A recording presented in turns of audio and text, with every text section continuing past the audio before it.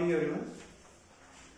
In last lecture we discussed regarding equation of or different equations of stationary wave. Okay, so today in this session we start with one numerical. So write down numerical. Write down. I will write here in detail. Find the distance. Find the distance between. Find the distance between two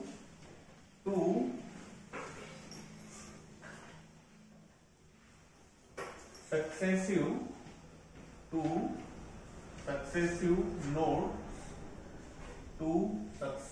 nodes in stationary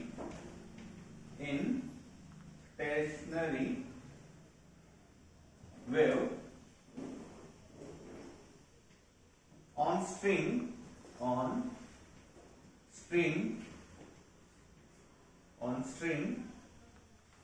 vibrating with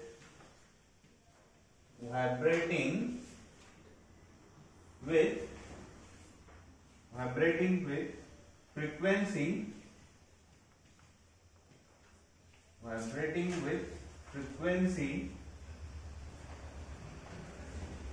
64 hertz.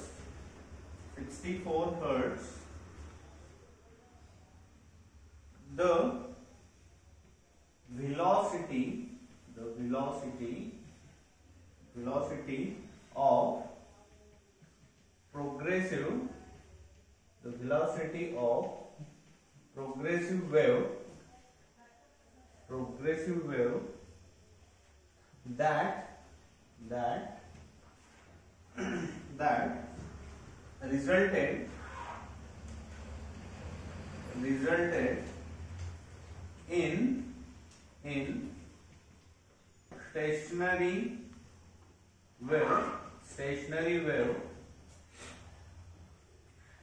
wave is 48 meter per second. Okay, 11. Okay, before starting calculations थोड्याशा गोष्टी मी तुम्हाला clear करतो, थोडंसं revise करतो जे काल absent होते त्यांच्यासाठी. ओके, तर stationery wave is the interference of two waves. कुठल्या वेव्ह? दोन वेव्ह की ज्या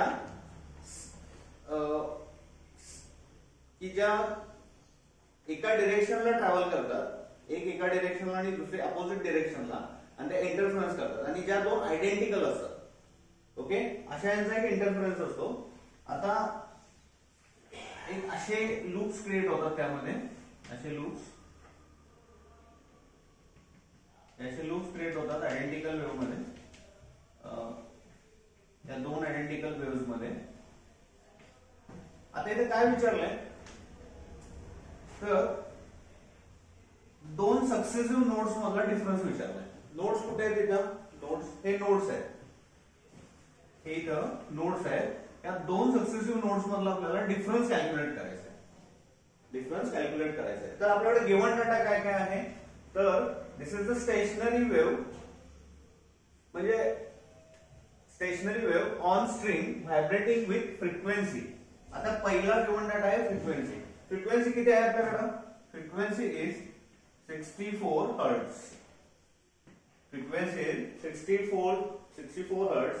The velocity of progressive wave that resulted in stationary wave is 48 meter per second. म्हणजे बघा याचा अर्थ काय? The velocity of progressive wave which resulted in stationary wave, म्हणजे त्या स्टेशनरी वेव्ह मध्ये जी प्रोग्रेसिव्ह वेव्ह आहे. आता आफ्टर ऑल स्टेशनरी वेव्ह म्हणजे काय असतं? It is a interference of two progressive wave. दोन प्रोग्रेसिव्ह वेव्ह एकत्र येऊन स्टेशनरी वेव्ह क्रिएट होते. ओके, त्यातली जी प्रोग्रेसिव्ह वेव्ह आहे त्याचं जे डिस्टन्स आहे ते व्हेलॉसिटी जी आहे ती किती आहे 48 मीटर पर सेकंड. म्हणजे व्हेलॉसिटी घेताना आपल्याला काय यायला लागेल 48 मीटर पर सेकंड. तर आपल्याला ह्या सक्सेसिव्ह नोड्स मधला डिफरन्स विचारला. सक्सेसिव्ह नोड्स मधला डिफरन्स विचारला. ओके, आता मला एक सांगा हा डिफरन्स किती असतो. हा डिफरन्स किती असतो. हा असतो λ/2. हा असतो λ/2. हा डिस्टन्स काल आपण डिस्कस केल्या त्या गोष्टी λ/2 हे आपल्याला फाइंड आउट करायचं आहे. हे आपल्याला फाइंड आउट करायचं आहे. ओके, तर आपल्याला एक गोष्ट कॅल्क्युलेट करावी लागेल इथं. लॅम्बडा पहिल्यांदा लॅम्बडा कॅल्क्युलेट करावा लागेल. लॅम्बडा कॅल्क्युलेट करताना आपल्याकडे फॉर्म्युला आहे. फॉर्म्युला व्हेलॉसिटीचा फॉर्म्युला आहे. Velocity is equal to frequency into lambda. Velocity is equal to frequency into lambda. Okay, but आपल्याला करायचं आहे लॅम्बडा कॅल्क्युलेट. सो इक्वेशन थोडंसं इंटरचेंज करूया आपण. Velocity divided by frequency. Velocity divided by frequency. Okay, आता इथे velocity किती आहे. Velocity 48 metre per second.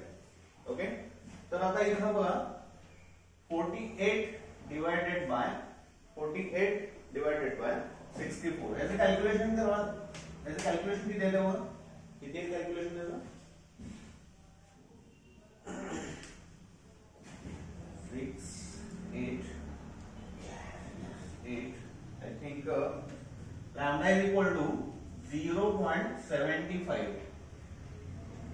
आपल्याला वेव्हलेंथ मिळाली 0.75.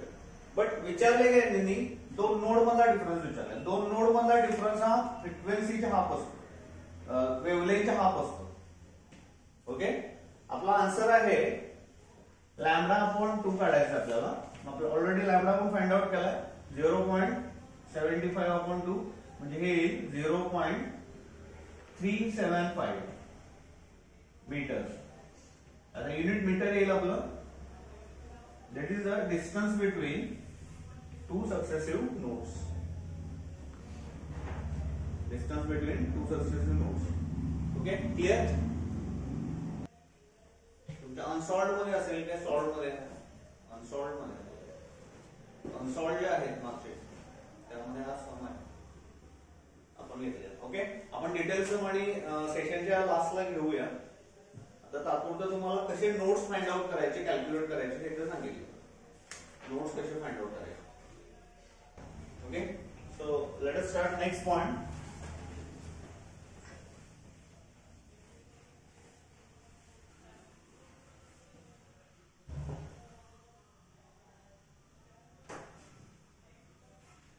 Okay, so let us see one progressive wave.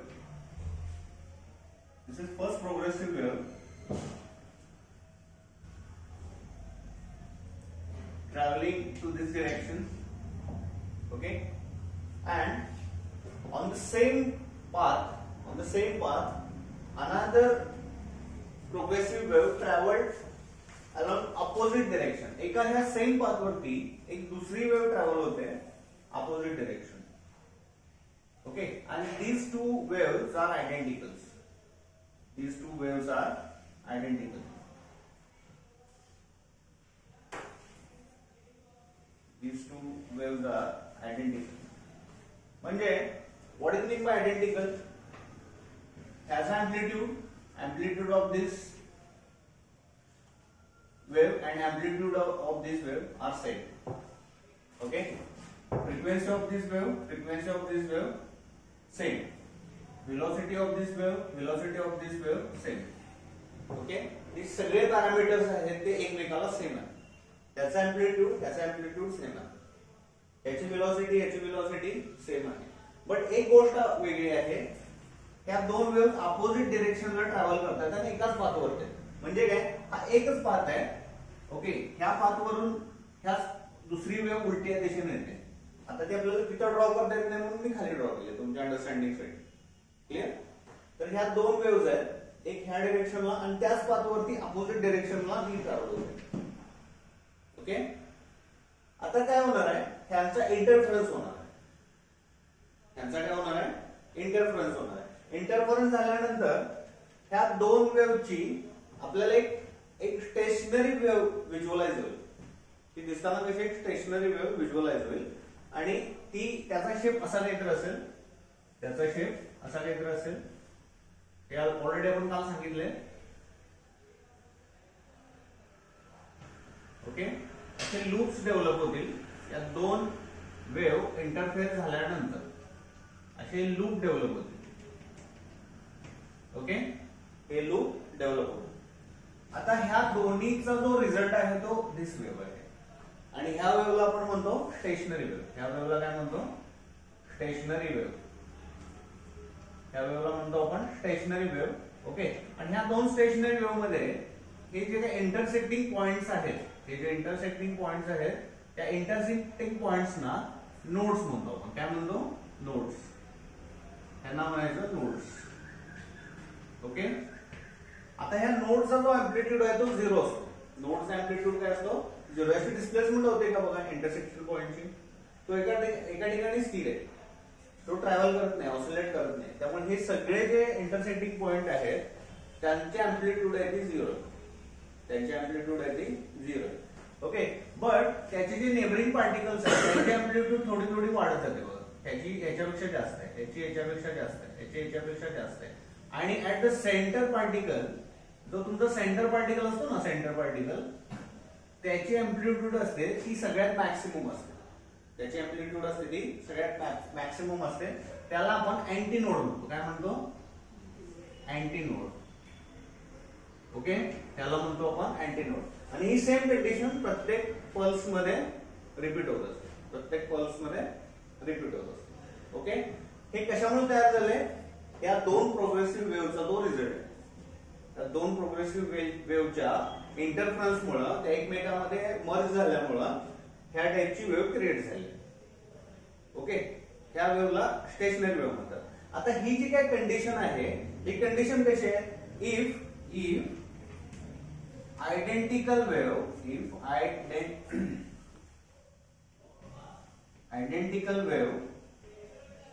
identical wave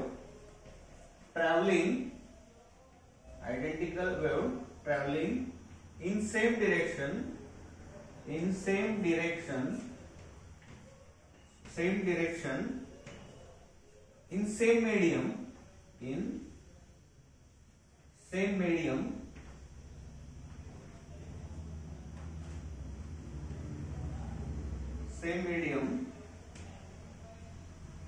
but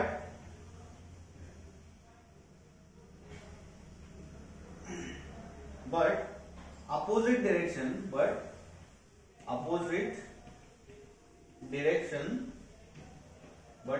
direction, not same medium, same path. Okay, same path, but opposite direction interfere,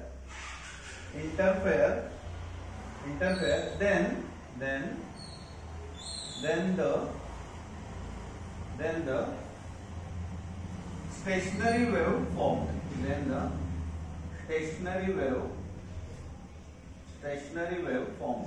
हे काल already आपण सांगितलंय, पण याच्यामध्ये थोडस एक कॉन्सेप्ट मला सांगायचे आहे, त्यामुळे परत ही मी स्टेप लिहिलेली आहे. इथे बघा, ही परत तुम्हाला कॉपी करावी लागेल ऍज इट इज. आता दोन वेव्ह आयडेंटिकल आहेत. Okay, those are in same path. मी तुम्हाला सांगितले हे पाथ सेम आहे, फक्त ते एकत्र दाखवता येत नाही, तुम्ही दोन सेपरेट पाथ दाखवता. ते दोन सेम पाथ वर आहेत, इन सेम मीडियम, एकाच मीडियम मध्ये. एकच कुठला तर स्ट्रिंग आहे किंवा एक कुठला तर दोर आहे त्याच्यावरतीच आहेत त्या, बट अपोजिट डिरेक्शन. पण एकमेकाच्या अपोजिट डिरेक्शन अपोजिट आहे. ही इकडे ट्रॅव्हल करते, ही इकडे ट्रॅव्हल करते. ओके, अँड इंटरफेअर, जेव्हा ते इंटरफेअर होतील देन स्टेशनरी वेव्ह फॉर्म. जेव्हा ते एकत्र इंटरफेअर होतील तेव्हा स्टेशनरी वेव्ह फॉर्मड. आणि अशा कंडिशनला काय म्हणायचं आहे, stationary wave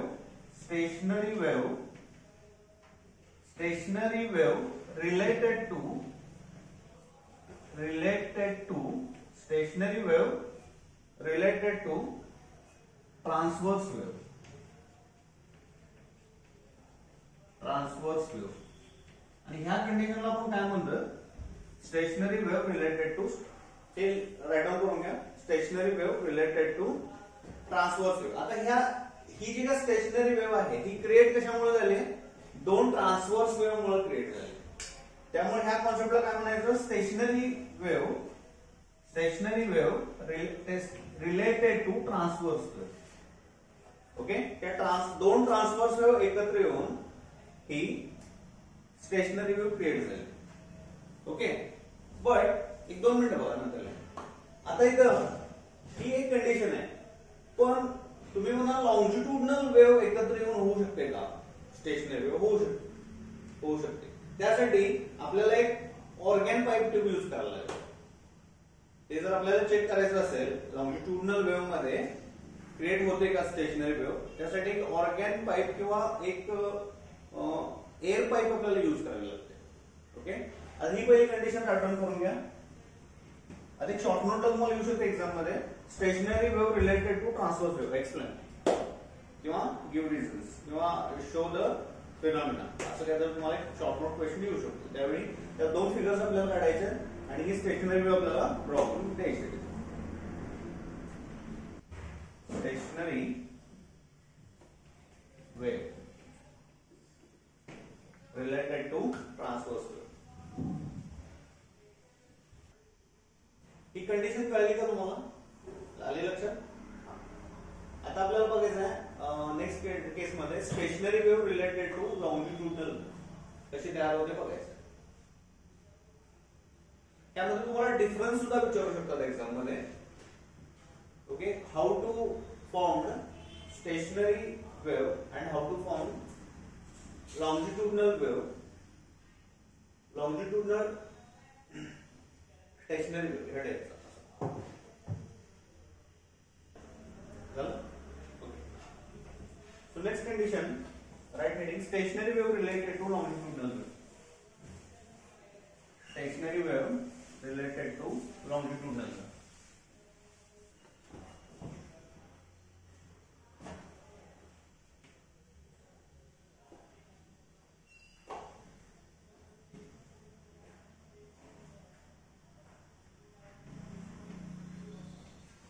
Stationary wave related to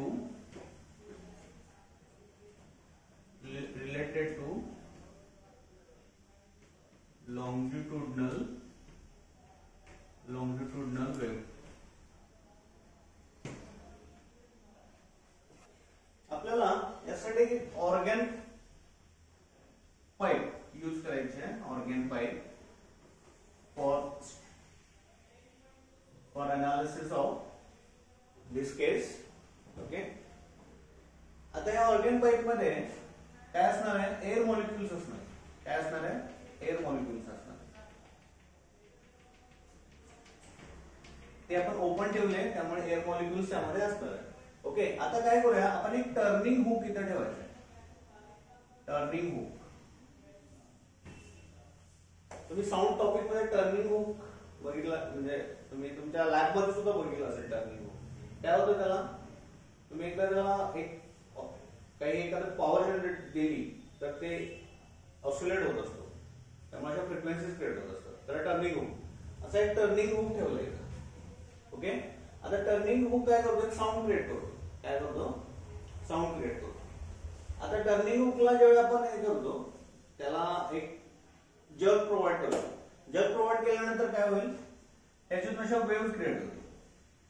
काय होतील, वेव्ह क्रिएट होतील आणि त्या असतील साऊंड वेव्ह. त्या कोणत्या असतील, साऊंड वेव्ह. आता साऊंड कसा ट्रॅव्हल होतो तुम्हाला माहिती, कसा साऊंड ट्रॅव्हल होतो, एक म्हणजे compression, rarefaction, compression, rarefaction, compression, रेअरफॅक्शन.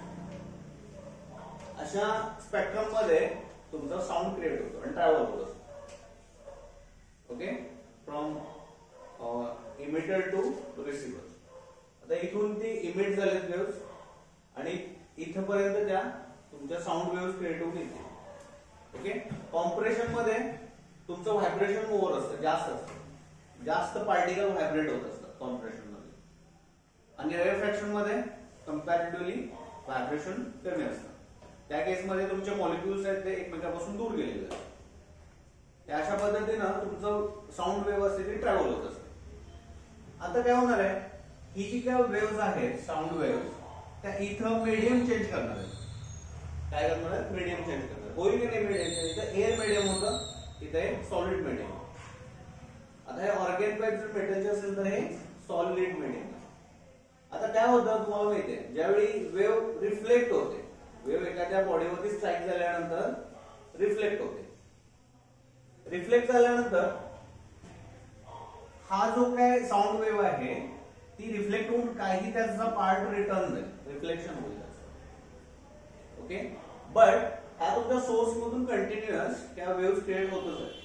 म्हणजे या इकडून येणाऱ्या वेव्ह आणि इकडून येणाऱ्या वेव्ह त्यांचा पाथ सेम आहे का, पाथ सेम आहे. त्याची ज्या बाकीच्या गोष्टी आहेत, अँप्लिट्यूड सेम आहे, फ्रिक्वेन्सी सेम आहे, कारण सेमच व्हॉइस आहे ना, तो सेमच व्हॉइस आहे, सेमच साऊंड एनर्जी आहे, इथून ट्रॅव्हल होते. आणि आफ्टर रिफ्लेक्शन ती फक्त पाथ चेंज करणार आहे. काय करणार आहे, पाथ चेंज करणार आहे. म्हणजे ती फक्त उलट्या डायरेक्शनला जाणार आहे. प्लस त्या वरून येणाऱ्या वेव्ह आणि खालून रिफ्लेक्ट होऊन जाणाऱ्या वेव्ह त्यांचं काय होणार आहे, त्यांचं इंटरफरन्स होणार आहे, त्यांचं सुपरपोजिशन होणार आहे. आता हे इंटरफरन्स झाल्यानंतर आपली स्टेशनरी वेव्हची कंडिशन काय सांगते, दोन identical waves when interfere with each other, then one particular wave is created that known as stationary wave. एक स्टेशनरी वेव्ह आपल्याला क्रिएट झालेली, फॉर्म झालेली दिसेल तिथं. त्यावेळी एक स्टेशनरी वेव्ह फॉर्म झालेली दिसेल. ओके, म्हणजे इकडून येणाऱ्या वेव्ह आणि रिफ्लेक्ट होणाऱ्या वेव्ह यांच्यामधून. ओके, आता मी हे दुसरं एक ऑर्गन पाईप काढतो. इथे काय होणार आहे बघा, हे तुमचे वेव्ह रिफ्लेक्ट होणार आहेत. त्या तुमच्या वेव्ह आहेत त्या रिफ्लेक्ट होणार. आता रिफ्लेक्ट होताना कसं होणार आहे, compression, rarefaction, compression, rarefaction, compression, rarefaction lines.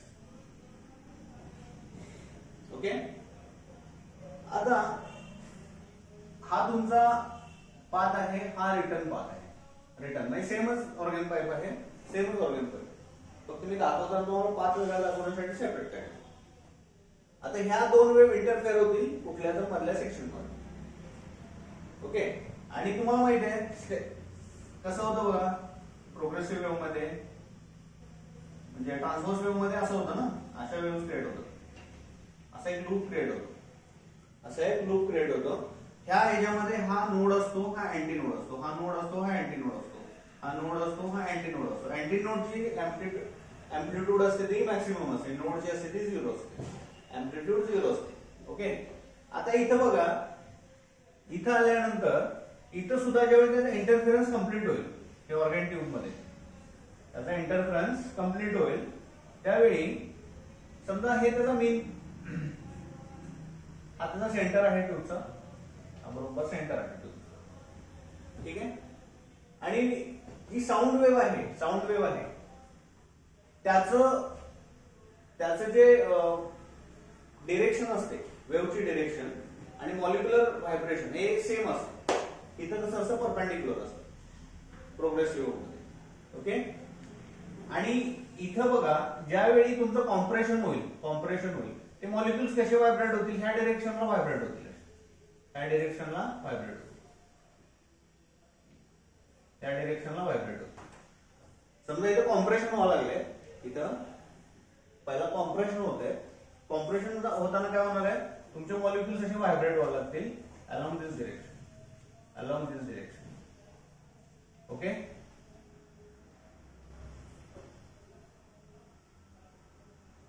असे ह्या पद्धतीने व्हायब्रेट व्हायचे, व्हायब्रेशन थोडंसं कमी येत जाईल. हा जर आपण जर पाथ ट्रॅक केला तर आपल्याला एक असा लूप मिळेल. हे कशामुळे व्हायला लागले, त्या दोन्ही वेव्ह मुळे, इकडून येणारी वेव्ह आणि परत येणारी वेव्ह यांच्या इंटरफरन्स मुळे होणार आहे. ओके, हे व्हायब्रेशन्स क्रिएट होणार आहे. इथं मॅक्सिमम व्हायब्रेशन असणार आहे कॉम्प्रेशनला, आणि जसं जसं रेअरफॅक्शन होईल ते व्हायब्रेशन कमी येत जाणार आहे. ओके, आणि एखाद्या पोझिशनला ते 0 होऊन जाणार. एखाद्या पोझिशनला 0 होऊन जाणार. परत आणि रेअरफॅक्शन नंतर काय होतं, परत कॉम्प्रेशन होतं. कॉम्प्रेशन व्हायला लागलं की काय होतं, परत त्याचं व्हायब्रेशन्स वाढायला लागतं, अँप्लिट्यूड वाढायला लागतं. ओके, परत अँप्लिट्यूड वाढायला लागतं. म्हणजे जर ह्याचं व्हायब्रेशन परत पार्टिकलचे व्हायब्रेशन परत वाढायला लागते, कारण परत तुमचं कॉम्प्रेशन होणार आहे, परत कॉम्प्रेशन होणार आहे. मग हा जर मी लूप ट्रॅक केला परत, किंवा हे पॉइंट्स घेऊन जर मी असा लूप कंप्लीट केला, तर आपल्याला इथे बघा जसं इथं आहे ती स्ट्रक्चर इथं मिळेल आपल्याला. इथं बघा हा अँटी नोड इथं मिळाला मला, मॅक्सिमम अँप्लिट्यूड आहे म्हणजे अँटी नोड. इथं आहे 0 अँप्लिट्यूड म्हणजे नोड. ओके, इथं परत मिळेल तुम्हाला अँटी नोड. परत पुढचं असेल तर node, anti node, node, like this. Okay, म्हणजे पहिल्या केसमध्ये आपण बघितलं होतं ट्रान्सव्हर्स वेव्ह मध्ये तुमची स्टेशनरी वेव्ह कशी जनरेट होते. आता हे एक्झाम्पल कशाचं आहे, तुमच्या लॉंजिट्युडनल वेव्ह मध्ये स्टेशनरी वेव्ह कशी जनरेट होते किंवा कशी फॉर्म होते. कळलं तुम्हाला? हे कशामुळे होतं, इंटरफरन्स ऑफ टू वेव्हज. कुठल्या टू वेव्हज, वरून येणारी वेव्ह जी साऊंड मुळे क्रिएट होणार आहे आणि रिफ्लेक्शन होऊन मध्ये होणारी वेव्ह, त्याचे इंटरफरन्स होऊन अशा टाइपचं एक स्ट्रक्चर आपल्याला दिसायला लागेल. अशा टाइपचं स्ट्रक्चर आपल्याला दिसायला लागेल. तर ह्याला म्हणायचं लॉंजिट्युडनल वेव्ह मध्ये क्रिएट झालेली स्टेशनरी वेव्ह किंवा फॉर्म झालेली स्टेशनरी वेव्ह. क्लिअर? हे ड्रॉ करून. आता ह्यामध्ये हा असेल आपला अँटी नोड, हा असेल नोड, अगेन हा असेल anti node.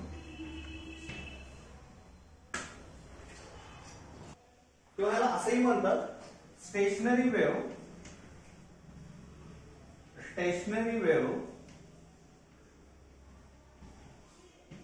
in air column किंवा organ tube.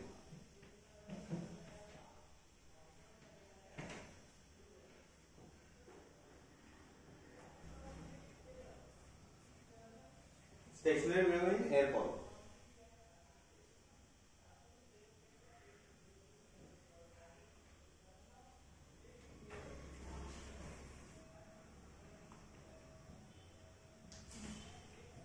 Stationary wave in air column. Okay.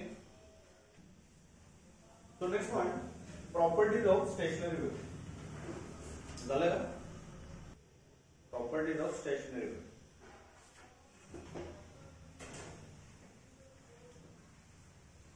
Properties of stationary wave.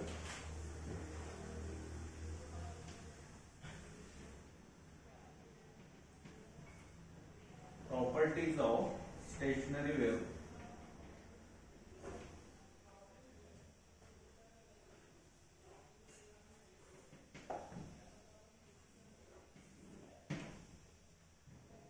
Okay, so first property जी आहे, so it is the जी आपल्याला पहिल्यांदा how to form stationary wave याची जी definition मी तुम्हाला दिली होती ती फर्स्ट प्रॉपर्टी. कुठली काय आहे ते definition, if two identical progressive wave which are in same path but in opposite direction, but it is in opposite direction, interfere with each other, then one particular type of wave is created. This wave is known as stationary wave. Okay, ज्यावेळी तुमच्या दोन identical waves एका path मध्ये but different डिरेक्शनला travel होत असतात. आताच मी लिहिली होती इथे ती कंडिशन. ट्रॅव्हल होत असतात, ज्यावेळी ते इंटरफेअर होतात त्यावेळी आपली स्टेशनरी वेव्ह फॉर्म होते. आणि दोन वेव्हज असतात त्या आयडेंटिकल असतात. आयडेंटिकल म्हणजे काय, त्यांचा अँप्लिट्यूड सेम, त्यांची व्हेलॉसिटी सेम, त्यांचं वेव्हलेंथ सेम. ठीक आहे, ती फर्स्ट प्रॉपर्टी आहे. मी ऑलरेडी लिहिली होती, तुम्ही राईट डाऊन करून घेतली.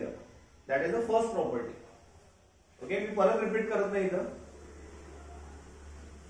आताच लिहिली होती तुम्ही काही क्षणापूर्वी, तीच रिपीट करायची. फर्स्ट प्रॉपर्टी मी ते शॉर्ट मध्ये लिहितो. Two identical progressive